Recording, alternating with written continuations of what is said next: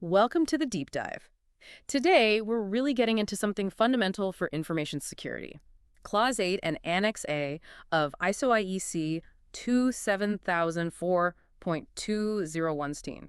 That's right. We're essentially looking at how organizations can, monitor, measure, analyze, and evaluate their security efforts effectively. Exactly. Think of it as the playbook for knowing if what you're doing security-wise is actually working.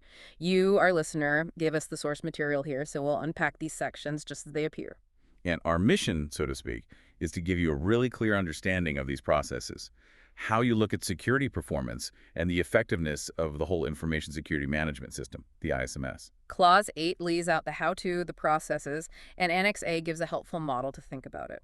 So let's jump right into Clause 8, starting with Section 8.1, the general overview. Right. 8.1 sets the stage. It outlines the core processes involved. There are 6 main ones, plus a nod to continuous improvement. Okay, 6 key processes. Let's list them out. What are we looking at? First, you need to identify your information needs. What do you actually need to find out? Okay, step 1. Makes sense. Second, create and maintain the measures. How are you going to measure it? Got it. Third, establish the procedures, the practical steps for doing it. Right. Fourth, well, you actually do the monitoring and To measurement. execution phase. Fifth, you analyze the results. What does the data tell you? Makes sense of it all. And sixth, you evaluate the performance and effectiveness based on that analysis. How are we really doing? I mean, you mentioned improvement. Yes, Section 8.8 covers the review and improvement of these very processes. It's a cycle. Figure 2 in the standard kind of shows how it all connects. The key thing is you can't measure well if you don't know what you need to measure first. That leads us perfectly into Section 8.2. Identify information needs.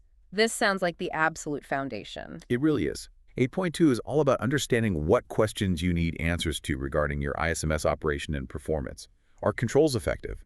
Are objectives being met? So where do these questions, these information needs actually originate? What drives them? Several things, really. Interested parties, customers, regulators, partners, internal teams, they all have needs. Okay, external and internal pressures. Then there's the organization's strategic direction. What are the business goals?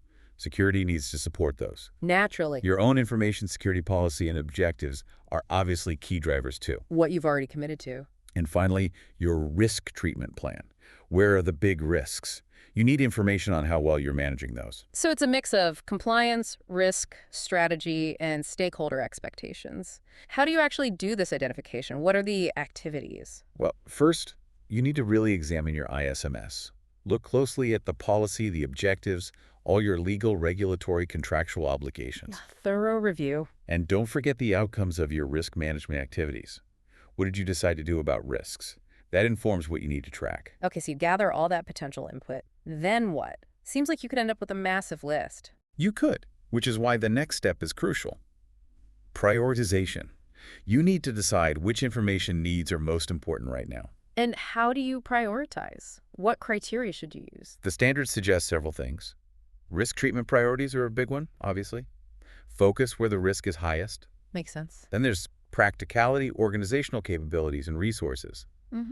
Can you actually measure this effectively? Right. Feasibility matters. Interested party needs, as we mentioned, Yeah. your own policies and objectives, any binding obligations, Okay.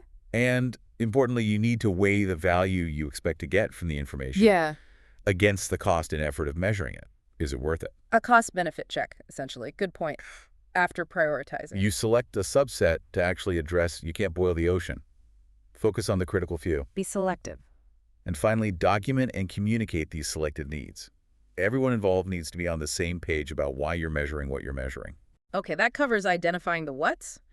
Now, Section 8.3. Create and maintain measures. This is the how, right? Defining the actual metrics. Exactly. 8.3.1 starts generally emphasizing that measures aren't static. You need to review and update them periodically, or when significant changes happen in the ISMS environment. What kind of changes would trigger a review?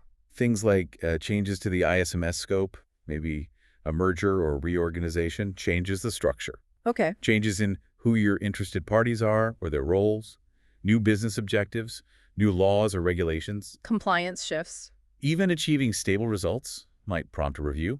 Maybe you need a more sensitive measure now, or maybe the old one isn't telling you much anymore. And of course, big changes in IT infrastructure. So keep the measures aligned with reality. Now, 8.3.2 talks about using current practices, leveraging what you already do. Yes, that's about efficiency. Before inventing new measures, look around. Are you already collecting useful data as part of risk management, project management, compliance reporting, even within existing security procedures? Don't reinvent the wheel if you don't have to. Precisely. Use what you've got if it meets the need. Then 8.3.3 gets into actually developing or updating the measures. Right. The key here is that each measure must directly address an identified information need. You might adapt something existing or create something new, but it has to be clearly defined so it can be implemented consistently. The standard lists some example data sources. What kind of things are we talking about? Oh, a wide range. Logs from systems, vulnerability scan results, training records, survey feedback, incident reports, audit findings, Lots of potential inputs. results from BCPDR tests, management review outputs, and these can be internal sources or external ones.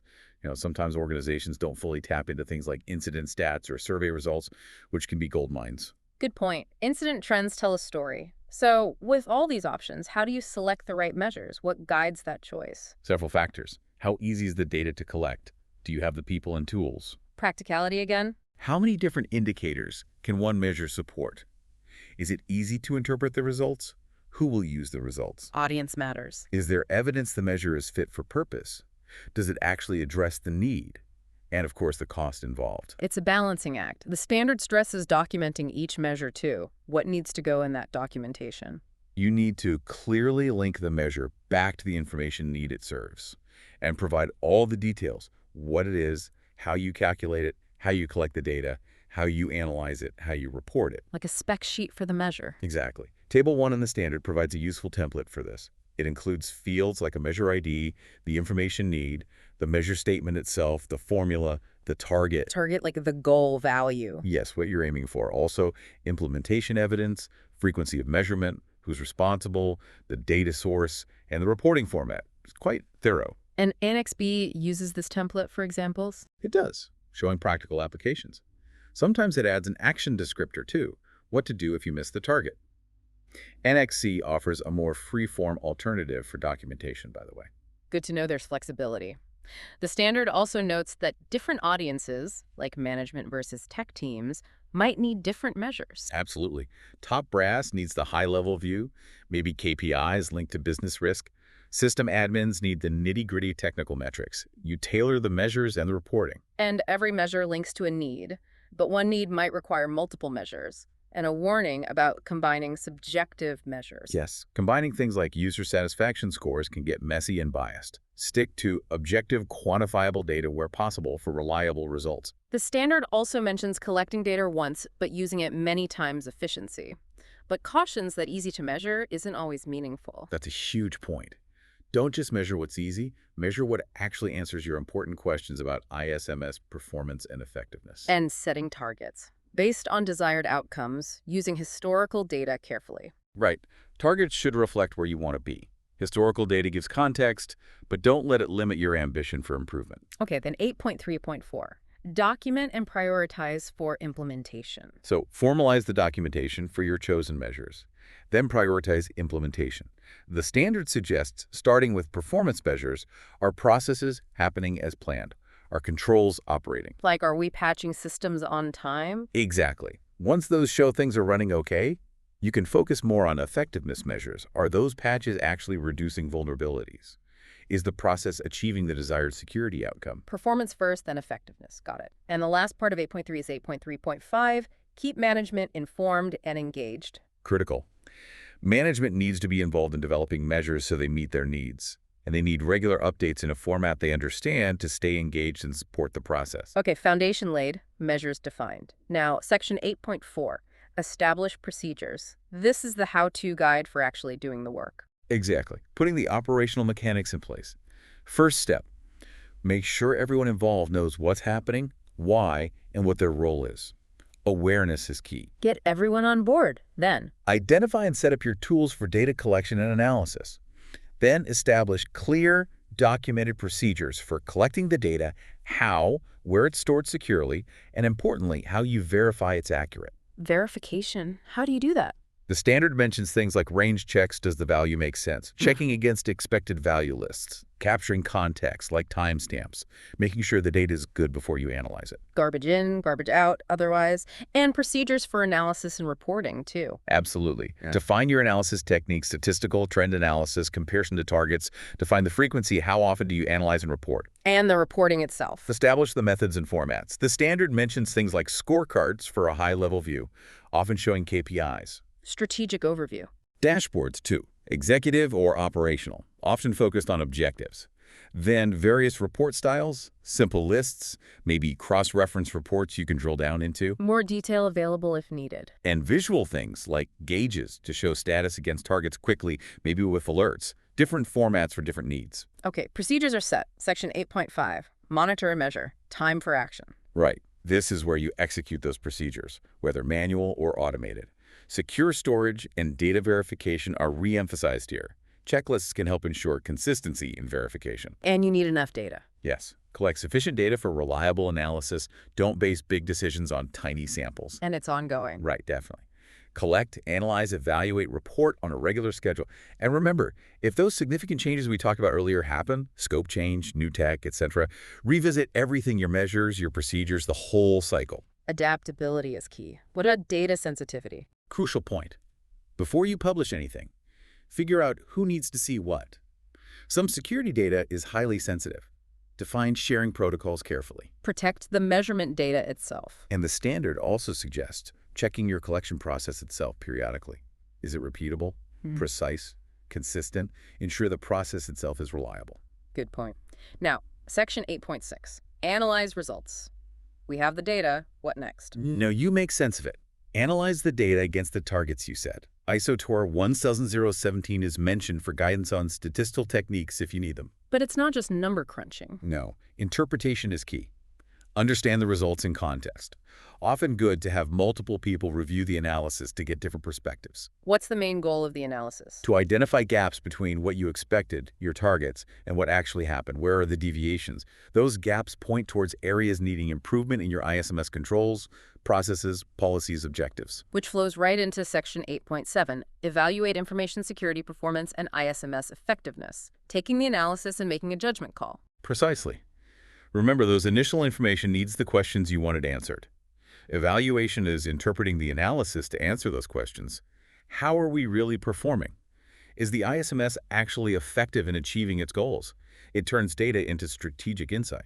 And it's not just about evaluating the ISMS, but the measurement process itself, right? Section 8.8, review and improve the processes. Yes, continuous improvement applies here too. How can we do monitoring, measurement, analysis, and evaluation better? Get feedback from users, learn from experience, refine techniques, update procedures, look at benchmarking data. How do we compare? Always improving the improvement process. Finally, for Clause 8, Section 8.9, retain and communicate documented information. Right. ISO 27001 itself mainly just requires retaining evidence, the proof of monitoring and measurement. What else you document about the process is largely up to the organization. Flexibility there. But the standard suggests documenting your analysis and evaluation methods. And for communication, prepare reports suitable for the audience, review conclusions with them, and formally document the analysis results for communication. And specific tips for the communicator. Yes, consider what needs reporting internally versus externally. Tailor reports and measures for specific groups. And crucially, get feedback from those groups. Are the reports useful? Is the measurement effective for them? That feedback fuels improvement. Excellent. That wraps up a detailed look at Clause 8. Let's move to Annex A, an information security measurement model. This is informative, not mandatory, correct? Absolutely. Annex A offers guidance, a way to think about measurement based on a model from another standard, ISO IEC 15939.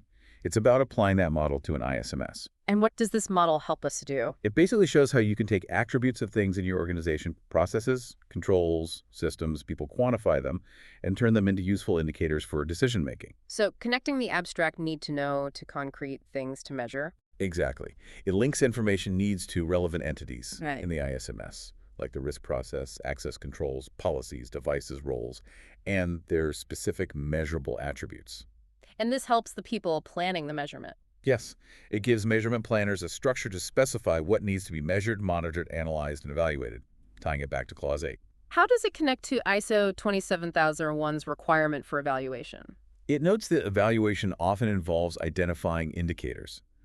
From those, you might designate some as key performance indicators, or KPIs, the really critical ones linked to major objectives. And how do you get from basic data to these indicators? It mentions base and derived measures. Right. You start with base measures, fundamental data points like Hmm. number of incidents. Then you might use a measurement function, maybe a formula, to combine base measures into a derived measure like average incident response time. This gives richer insight. Building up complexity and meaning from raw data. Exactly. The Annex stresses this model. Base measure, derived measure, indicator route is just one way to meet ISMS measurement needs. Hmm. Other approaches exist. Figure A21.1 in the standard visually shows these relationships. Okay, a helpful framework, but not the only way. So, bringing this all together, what are the key takeaways from Clause 8 and Annex A? I think the main thing is understanding that there's a structured, logical process here. Start with needs, define measures, set up procedures, execute, analyze, evaluate, and improve. It's systematic. And Annex A provides a conceptual model for how those pieces can fit together, linking needs to measurable things and indicators. Precisely. This whole approach helps organizations move beyond just doing security to actually understanding if it's effective and where to focus improvements. It provides real insight. And grasping these fundamentals is key for managing risk effectively and showing compliance, isn't it? Definitely. It's essential for proactive risk management and demonstrating that your ISMS is working as intended. We covered a lot, hopefully giving you a clearer view of these vital parts of security management. For our final thought, consider how you could apply or improve these processes in your own context. What are your most critical information needs right now? How could you measure them effectively? And if you want more concrete ideas, definitely check out the examples in Annex B and the alternative approach in Annex C of the standard. They offer practical illustrations. Thanks for joining us for this deep dive.